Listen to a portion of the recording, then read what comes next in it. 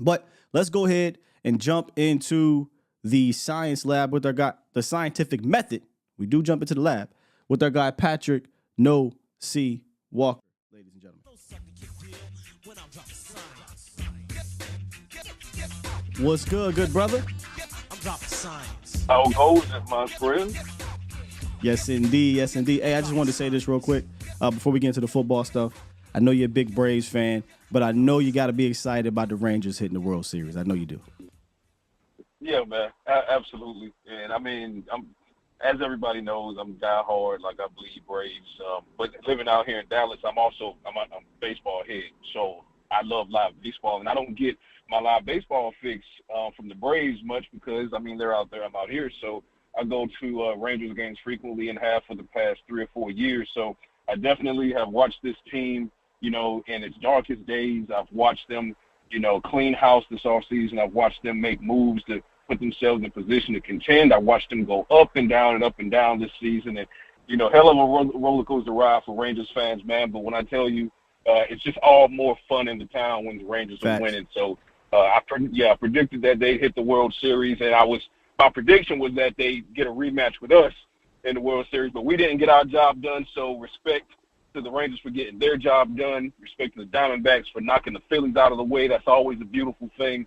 And now it's Diamondbacks versus Rangers, and give me Rangers in 6. Ooh, let's go. That'd be great. And what that would do, I hope, would put a little bit of pressure on Jerry, because you said something in that opening statement there where, they made the moves, right? They got aggressive. They did the things that they needed to do to get into this position. And you were on the show. I just showed the clip of Brian Broaddus that's going viral now in Cowboys Nation of him talking about, hey, I don't care about your damn cap. Other teams are doing what they got to do to make these necessary moves to put them in position to succeed.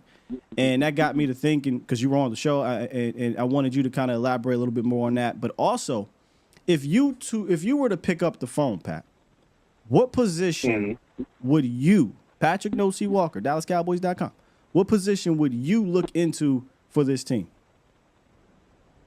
If it were me, I'd go at cornerbacks. And the reason I go at cornerback is because as much as I love what Deron Bland is doing and Jordan Lewis is back and Stephon Gilmore is there, you just can't overstate the loss of Trayvon Diggs, particularly when it comes to depth at the position. Now, you and I have talked quite a bit, particularly in training camp, and I'm still on record as believing that Eric Scott will ultimately be a steal of this particular draft. But as the season goes along and Eric Scott remains on the inactives as he's kind of still ramped up by Dan Quinn and Al Harrison, those guys, the worry in my head is that, knock on wood, if there were another injury at the cornerback position other than Eric Scott, and you have Nashawn Wright, but Nashawn Wright was on IR until here recently. And could you upgrade over Nashawn Wright on the free market, on the trade market? Absolutely, you could. Israel Mukuamu, obviously, he's a solid cornerback. He could, start in spurts, but could you upgrade over that via free market or via trade? Likely so. So behind those top 3 corners, there's a lot of potential and a lot of young talent there. But if you got into a playoff situation or in December and you suffered an injury at that spot, you're now thrusting in some young guys who, as far as this season is concerned, don't have that ton of experience. So I love what Izzy did and not having that experience, but he was dropped into the playoff fire against Tom Brady, the wild card last year. He played well. But if you're talking levels of comfort, I just feel like you could upgrade at that position behind those top 3 guys to kind of make the loss of Trayvon Diggs a little less of a gaping wound as far as the depth is concerned. I actually like that one because the Cowboys were here at this position where they lost 2 cornerbacks last year, and they had to deal with that, and it didn't go well. Yeah. PTSD from last year. I mean, you lose Anthony Brown and you lose Jordan Lewis, and then you go to Green Bay. You got that game well in hand, but it was your cornerback position or lack of depth that cost you that game and allowed Christian Watson to turn into Randy Moss. So you don't want that type of situation to occur, in Week 17 with seeding on the line or the wild card or the divisional round with all the marbles on the line. So, I mean, again, love the young guys, but at the same time, you could stand to upgrade there as far as depth is concerned. Mike McCarthy spoke with you guys yesterday, and he talked about the importance of R&R, rest and recovery, during this bye week. He's pretty big on it. Mike could talk about how he appreciates how he allows the players to, get away a little bit, reset, and come back at full strength. And we talked about the injury report at the top of this thing. This is the cleanest I've seen it, Pat. I mean, is there anything else that we should know aside from Wanye Thomas, coming back from that hamstring injury? No. That feels great to say. Let me tell you this, Steele. Yesterday, McCarthy said rest of recovery, and then the intimation was that the Cowboys, as far as active roster goes, was completely healthy. But until you see the injury report, you're kind of keeping an eye out. So when the injury report landed, I literally sat back in my chair and I started wondering, when have I? And when I say I don't only mean me as an analyst of the NFL and me as an analyst of the Cowboys insider. I'm talking about going back.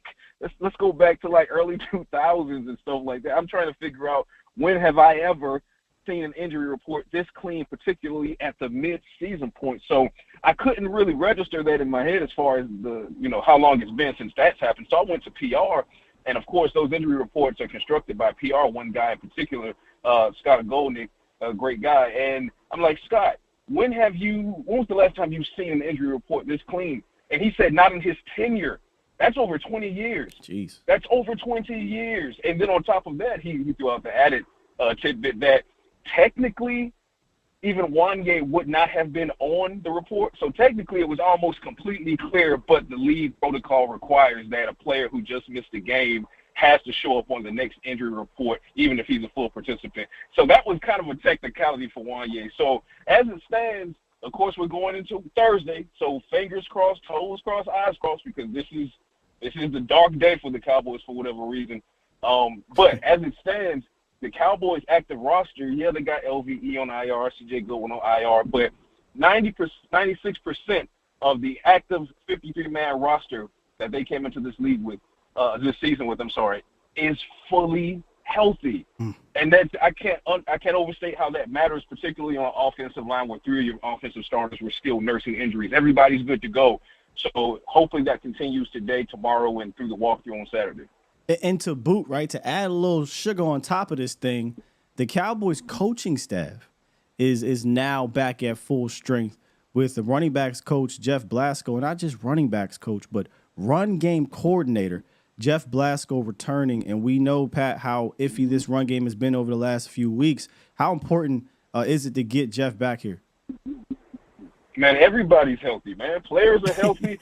Coaches are healthy. Janitorial staff's healthy. Everybody's healthy. And you got to love it. So, Jeff Blasco, he was on personal leave of absence due to a health issue. He's missed several of the first 6 games of the season. He's back after this bye week. He was back in practice yesterday. But and I mentioned it on yesterday's episode of Cowboys Break.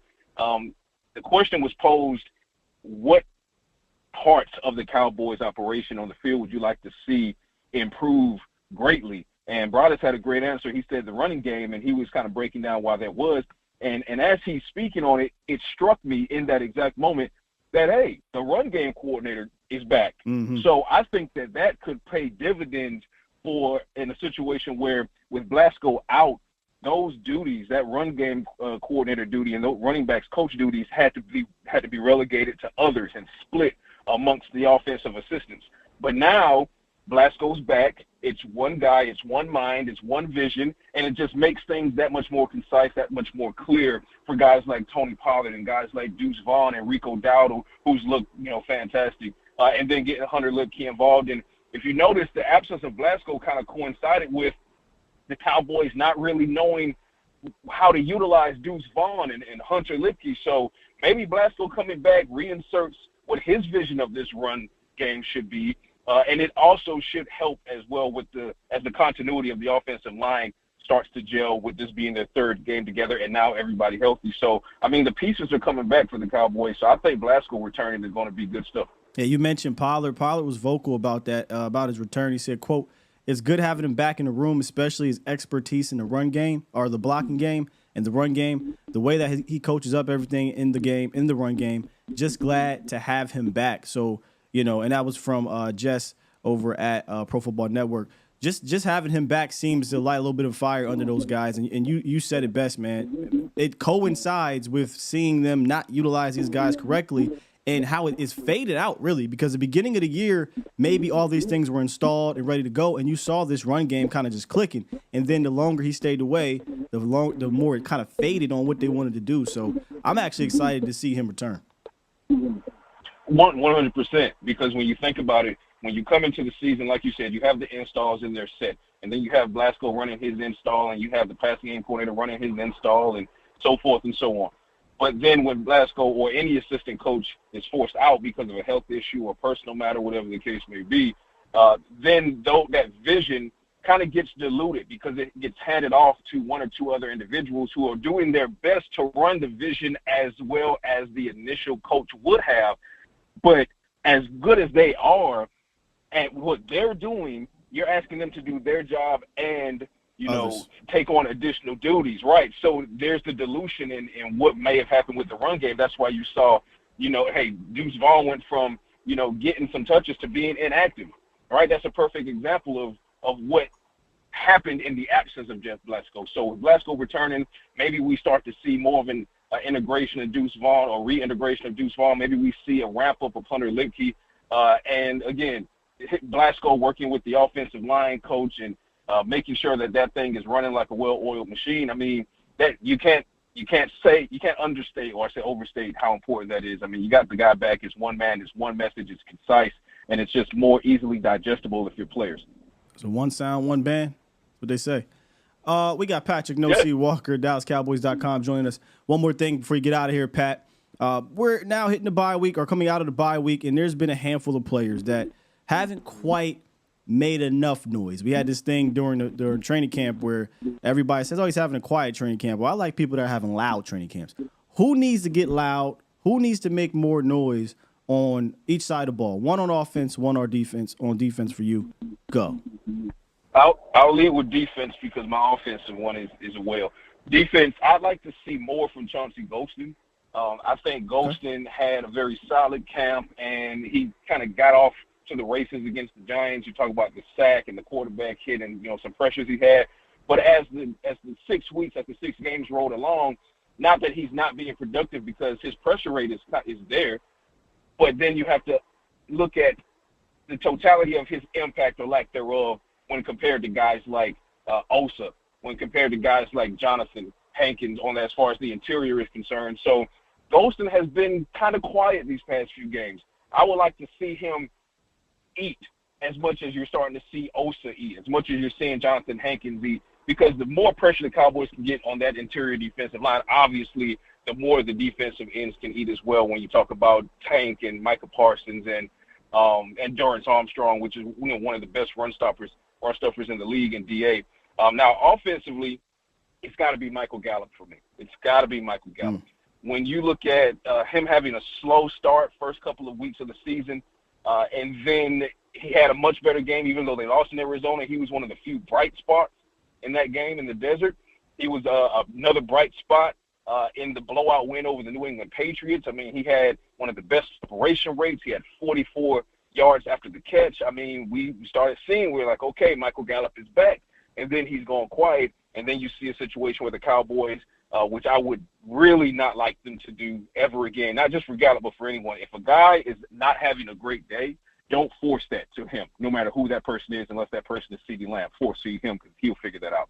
But for Gallup to have that down, up, down that he's had over the first 6 games, I think he needs to come out of this bye week explosive, and that doesn't necessarily mean he needs to have 150 yards and 3 touchdowns against the Rams. That would be nice, obviously, but if he can come out and contribute 75 yards and a tutty, I'm with that. But Michael Gallup, I think, is on offensively. I would like to see more from him. And Chauncey Golston, I would like to see more from him on the defensive side. Those are 2 really good ones, and we're going to pick up this conversation after this call here. Hey, Pat, appreciate you joining us each and every week like you do. I believe your Science Lab article will be dropping today, correct?